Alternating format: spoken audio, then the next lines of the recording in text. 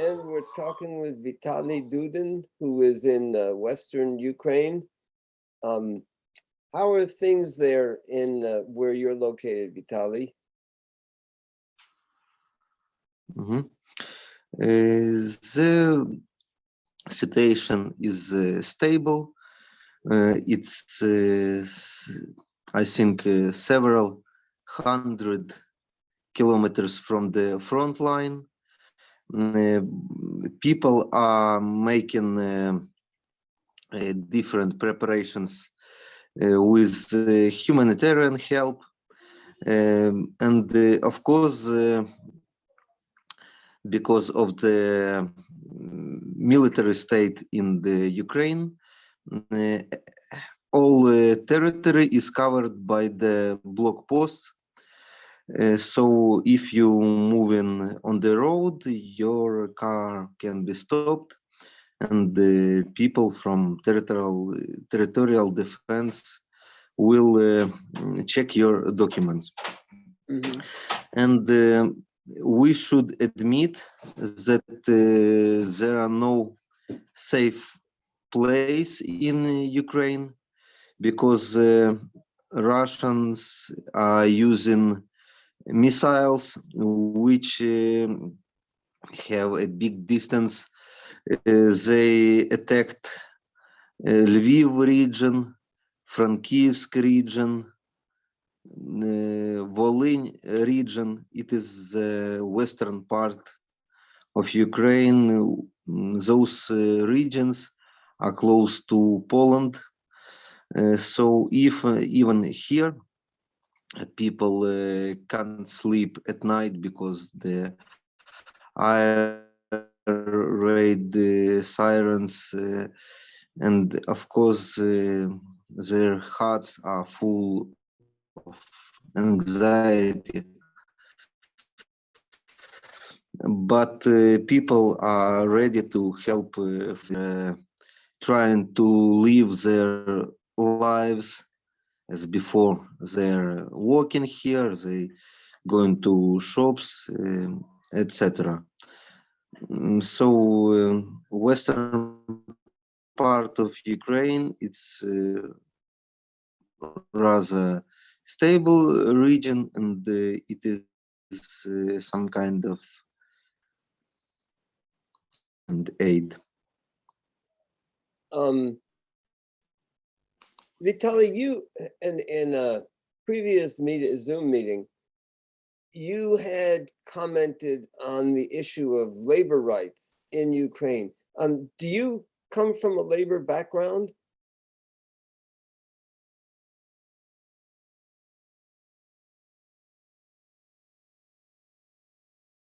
Hello? We lost.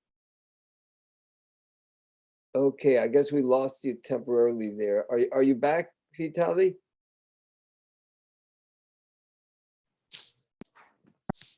Okay, I hear you now.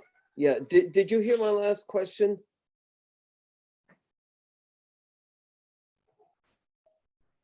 Hello?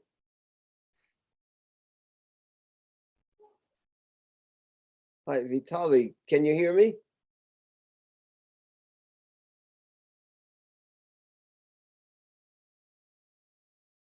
Connection, maybe. Yeah. Okay, can you hear me now? Vitaly, can you hear me? Yes. Okay. Did you hear my last question?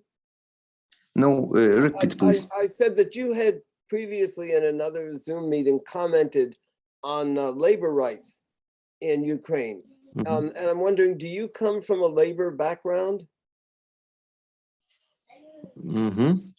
Nice question. Labor rights is the main sphere of my activity.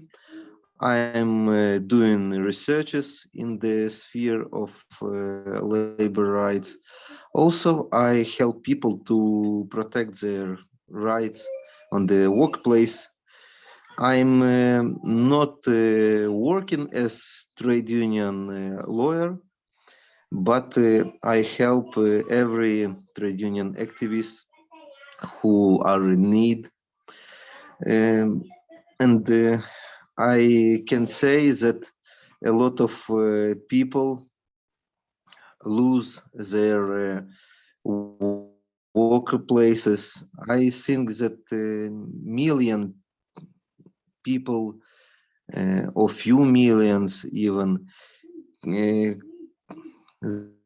they can't work as before the war because their enterprises were destroyed, as well as their are moving on the west of Ukraine or in Europe, and of course they face hard conditions, and our state is not ready to help people properly. Now we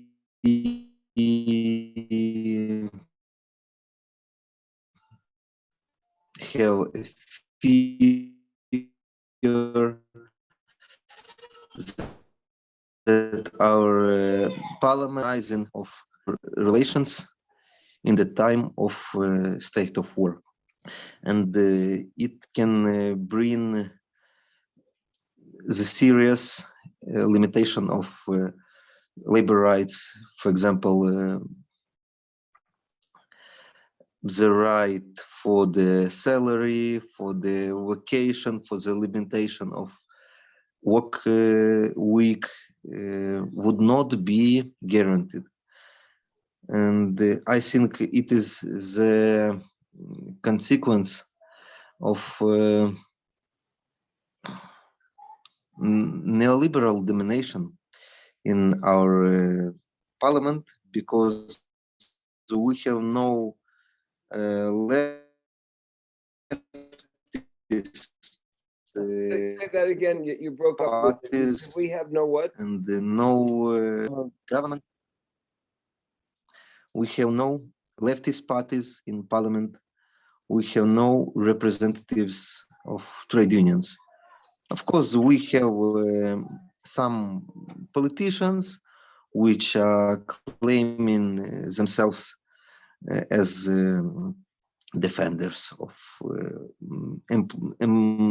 employees, but they have no influence.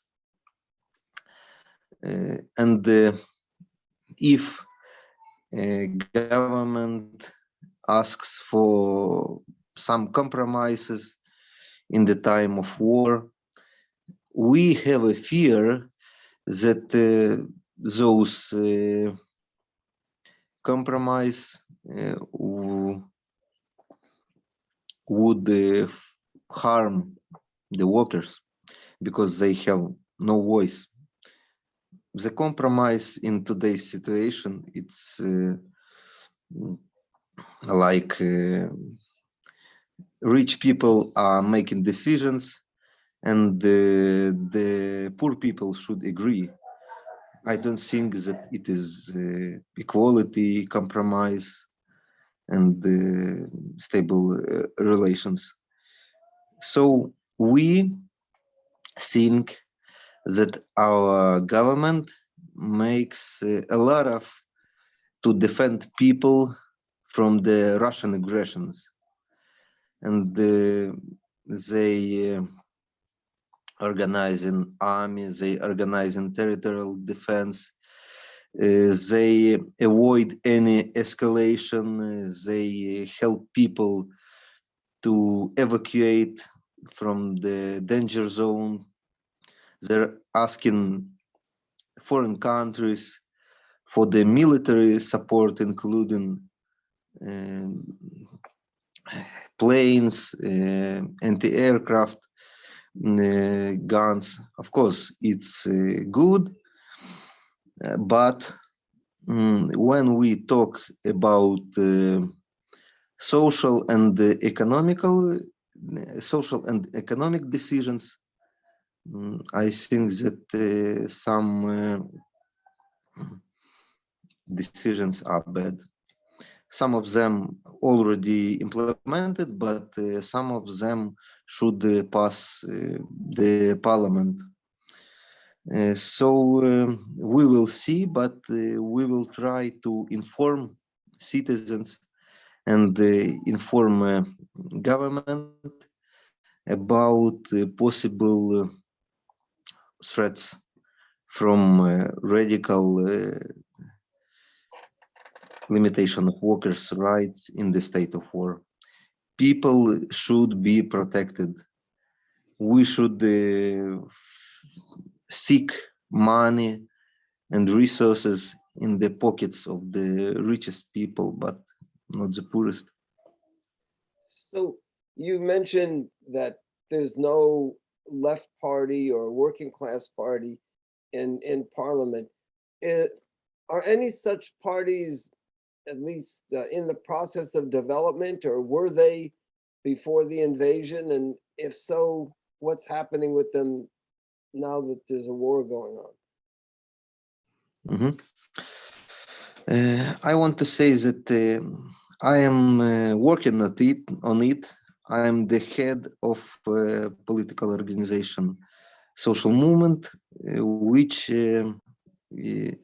recognizes itself as socialist and democratic organization. And we have a plan to become a Labor Party, but it's not easy because we are on the way from transforming from the youth leftist organization to political party, and we need a lot of money. We should collect 10,000 signatures for founding the political party. So there are some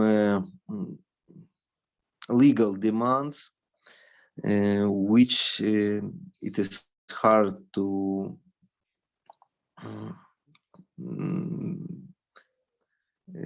qualify. So we are on the long road of transformation, and I think that if Ukraine will be peaceful country, it would be easier for us to return to the question of forming of political party, because we acquired a lot of new contacts inside Ukraine and outside. A lot of people from the working class, a lot of nurses, they are getting, for example, legal consultation, legal advice from our organization, and it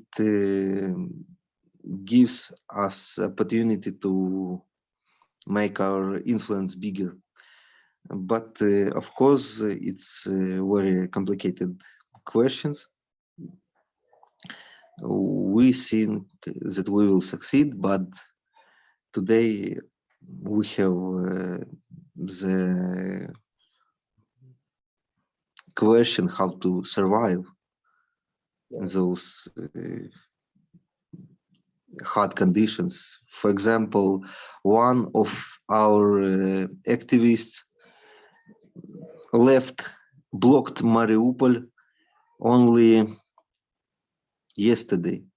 He spent about 2 weeks without internet, without mobile phone, without gas, water, and so on.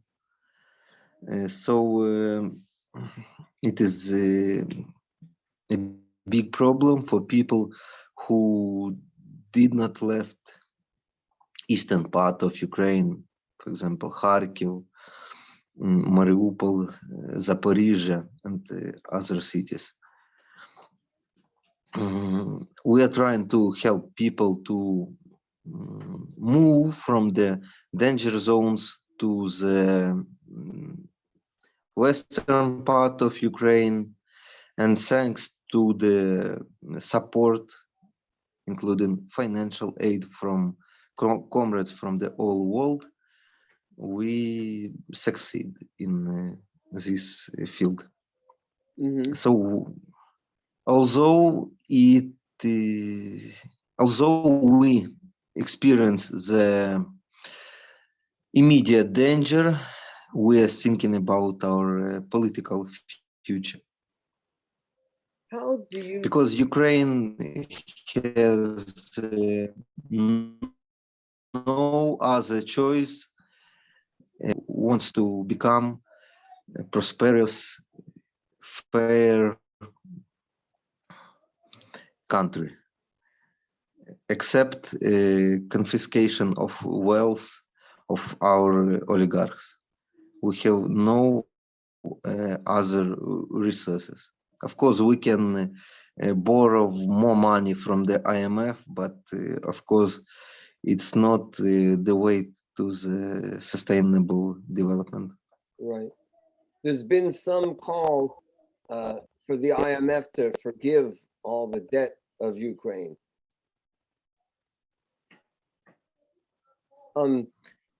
Here in the West, you talk about confiscating the wealth of the oligarchs. Here in the West, there's been a lot of press coverage of the oligarchs' luxury yachts and luxury jets being confiscated. But there's several problems. One is, in the main, it's just their jets and yachts, which are just a very small proportion of the wealth that they have in, for instance, in the United States. The great bulk of it is in like bank accounts, stock market, and real estate. And number two, those assets are just being seized, but they're not being sold.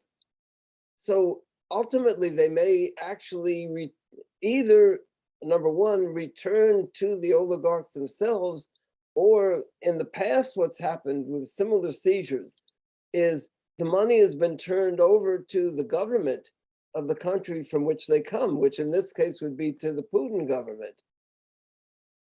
So, and number three is a lot. I don't know if you're familiar with the term there in Ukraine of shell companies, but this is so we have a massive enabling of shell companies here. So the majority of the wealth, nobody can actually find it because it's through the shell companies. So these are some of the problems, but if the assets were actually seized, were the major assets and actually sold, how would that wealth actually get to the Ukrainian people? Understand. I want to say that fighting against so-called tax havens and the offshores, it is one of our main purposes from the foundation of our organization in 2015. And in the time of war, those demands, they are even more relevant because that even making sanctions against Russian oligarchs, they will not achieve their aims if they hide their monies in British Virgin Islands or in other parts of the world. And of course, it would be hard to fight against Ukrainian oligarchs if they hide their wealth in the so-called offshore jurisdictions. So Ukraine cannot protect itself without transforming the global system, we need fight against global capitalism with its offshore support or offshore bases. But of course, it's very difficult because our neoliberals, they are aiming on the small steps that cannot destroy the whole capitalist system. Also, we know that some politicians from the G7 governments, they're also against radical steps against offshores because they are directly involved in such schemes and relations. So Ukraine cannot protect itself without international support of world economic relations and without fighting inequality in the global world. Of course, our aims are very global. Right. I understand, but we have no other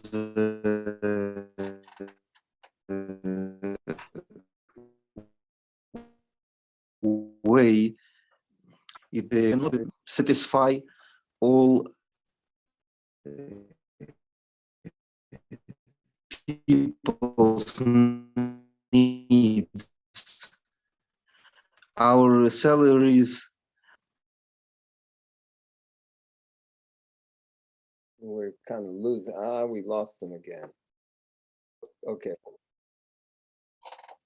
So And I want to add that Ukraine has no money even for those sufficient and essential spheres like healthcare. It's totally without money. We have no financial resource to make decent salaries for our nurses, doctors. Although Ukrainian government declared the growth of salaries from the January of 2022, but because of the budget deficit, a lot of employers just forced nurses to work part-time in order not to pay the whole salary, which now is formally bigger.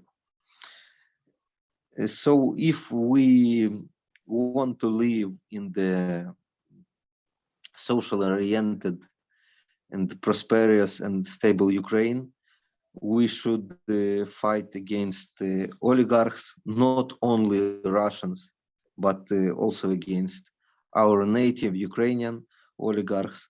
We should fight against such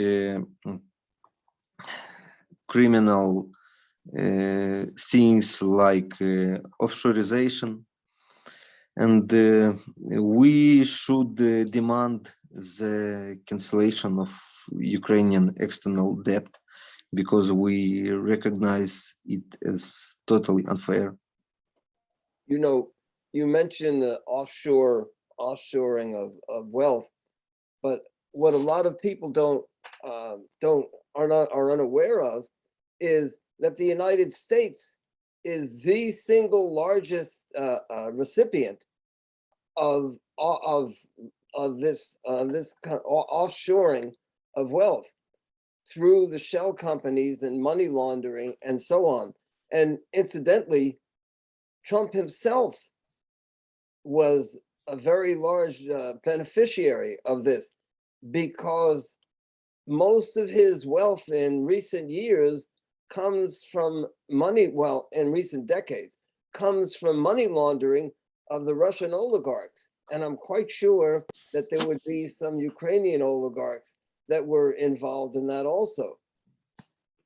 So this issue directly involves the United States. It's not just the British Virgin Islands or something like that.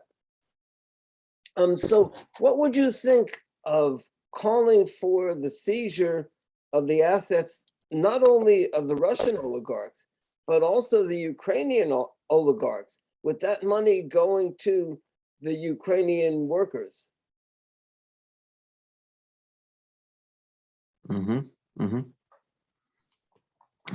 So you're asking about the way how those confiscated wealth would move to budget, yes? Well, that for one, but also, as I said, there's no talk at all in the United States or in the West in general about the Ukrainian oligarchs, only the Russian oligarchs. So from what you're saying and from what I've read, it seems to me that maybe we should demand that also the Ukrainian oligarchs' wealth be seized. And we have,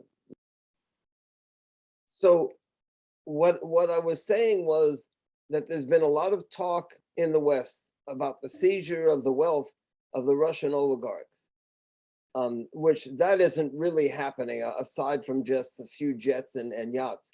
But even if it were, it seems to me that maybe we here, and for instance, in the United States, should raise the question of also seizing the wealth of the Ukrainian oligarchs, with all of that wealth going in some way to the Ukrainian working class. What do you think of raising that?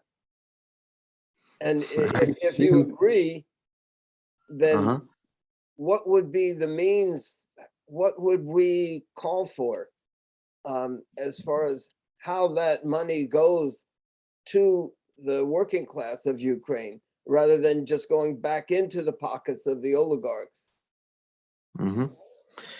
I think that the redistribution of wealth of Ukrainian oligarchs, it's a question of the justice, of equality, and without solving those problems, there will be no progress in Ukraine.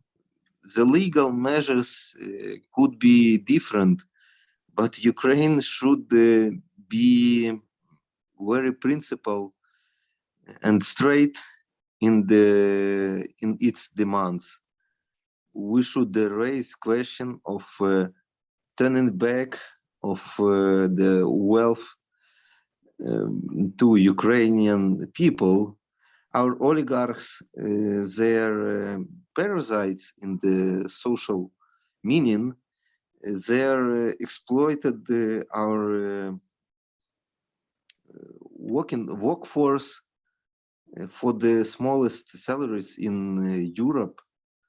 They're exploited our natural resources, paying the smallest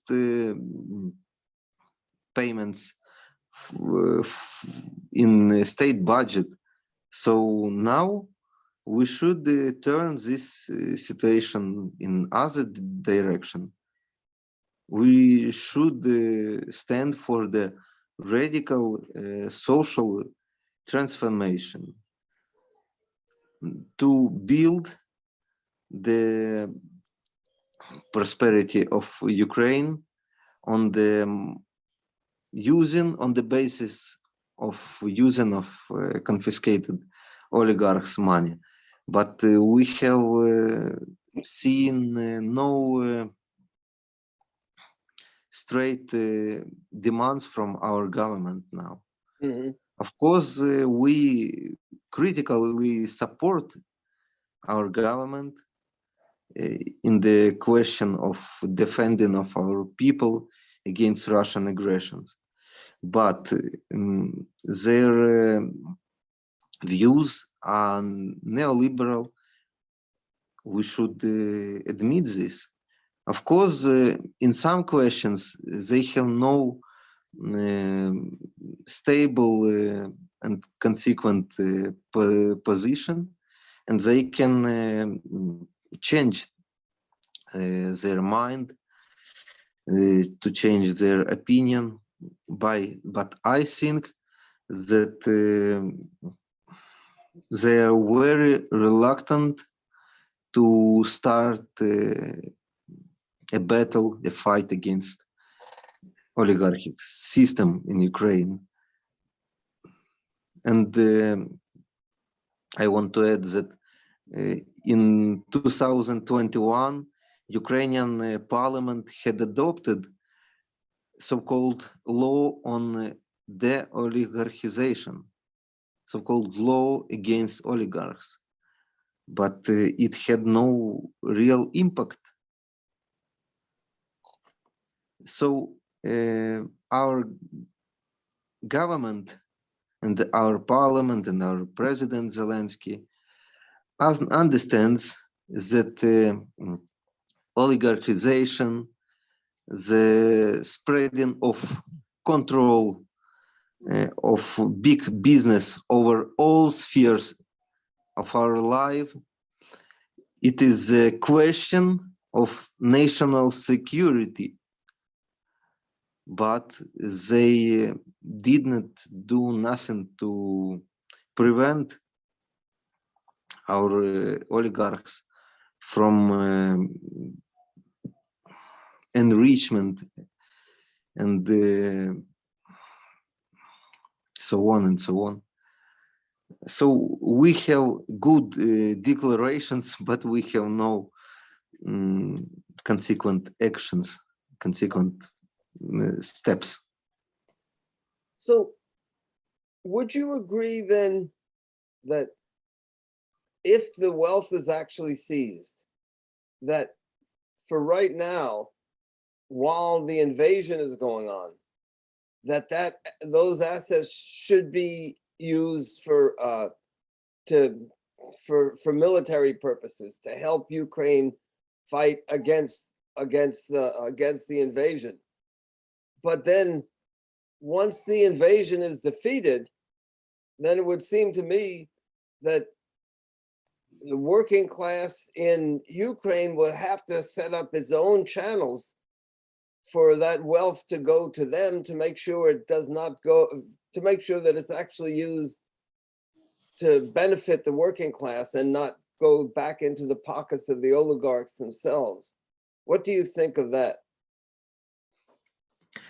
I think that pressure on our biggest capitalists could provide more social equality in Ukraine. It is the main aim.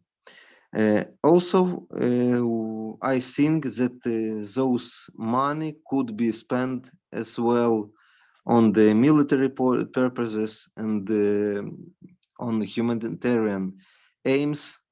We can discuss the proportion, how many money should be spent on particular needs, of course, but today Ukrainian people needs defense in all spheres. And third, we should fight for the transparency and fight against the corruption. We should know how and where our public budget is spent. I want to say that we are working on this issue from the Euromaidan revolution, from the 2014. Our comrade Zahar Popovich, who is economist, he introduced the system of so-called open accounts. In Ukrainian, it sounds like відкрита бухгалтерія. And we managed to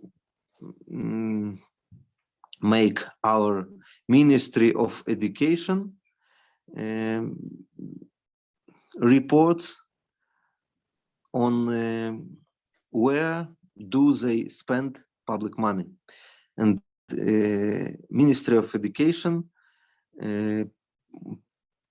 published on day-to-day basis the information of about their current spending. And we think that every state body can introduce such rules and to show their spending. But of course, we need enough powers to make this rule universal. So my last question is, how do you see, I think one of the most important things that we could do is start to build direct links between workers and workers' organizations and socialists here in the United States and in Ukraine and also in Russia. And do you have any ideas as far as, you know, how we can at least start to do that? I think that the main thing it is spreading the truth against the war. You should spread the truth about war in Ukraine. We understand that Putin's propaganda uses different myths about Ukraine, claiming that this country is ruled by neo-Nazis and it is a militaristic state. But of course, it's blaming the victim. Our state is, I think, more democratic than Russian state. We have freedom of assembly, we have freedom of speech, we have left and right organization. Of course, we have a lot of work to do, but we have a chance to develop our country. The second, you can help our people to satisfy their humanitarian needs by medicine, by food, by sending money. And the third, you should show the solidarity in the question of building of Ukrainians' future. People of Ukraine should understand that they receive enough support and those problems, and we are not alone. We are not alone, and we should, and we have a real chance to fight for the better Ukraine. We should show the perspective, the future, and I sure that this future it is democratic socialism. I think that we should return the influence of socialist ideas in Ukraine, and of course it's impossible to gain legitimization of socialist and leftist views from the East, from the Russia. I think that Western lefts can make a lot of to make socialist idea more influential in Ukraine. We should show that socialism it's not the past, but it is the future. So thank you very much for your support. If you have any, any specific groups in Ukraine that we can link up to and help support, maybe you could put them or like a link, like a hyperlink or a web address or something in the chat box. Okay. I will send this information.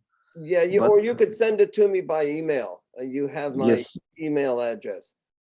And also my battery is low, so I should say goodbye because my phone switches off. Sorry. Okay. Well, I want to thank you very much, and I hope we can continue this conversation.